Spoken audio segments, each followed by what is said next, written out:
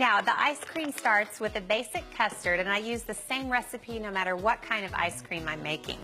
I'll start by pouring 3 cups of half and half into a saucepan, and then I'll add 2 cups of sugar.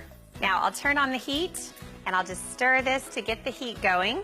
And while that warms up, I've got a vanilla bean, and it goes right into the half and half and sugar mixture. Now, I'll just stir this until it gets really, really hot before I move on. I have 9 egg yolks, and I whisked them just for a few minutes until they were nice and light yellow.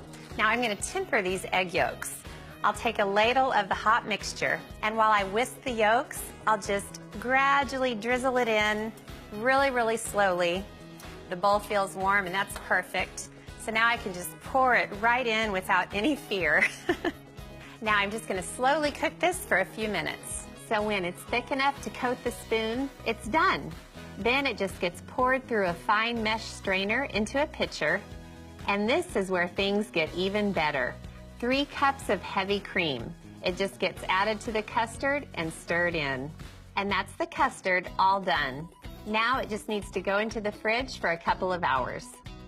Now I've got to turn this into strawberry ice cream, and I'll do that by making a strawberry puree.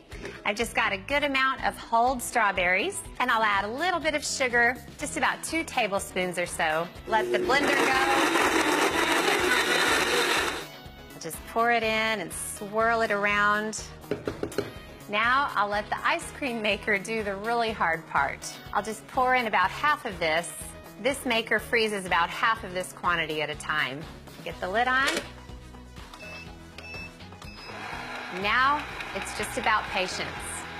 My machine takes about an hour to turn the custard into ice cream. Then it's just a matter of getting it into a freezer-safe container, covering it, and putting it into the freezer for a few hours until it's frozen. Then I just get the second half of the ice cream into the machine to freeze. And when it's done its hour, it also goes into the container. Then the lid goes on, and it goes into the freezer with the other batch. I'm gonna get a couple big scoops of this. Now, the ice cream is beautifully pink, so I'll just pop up the color by sprinkling on some chopped strawberries.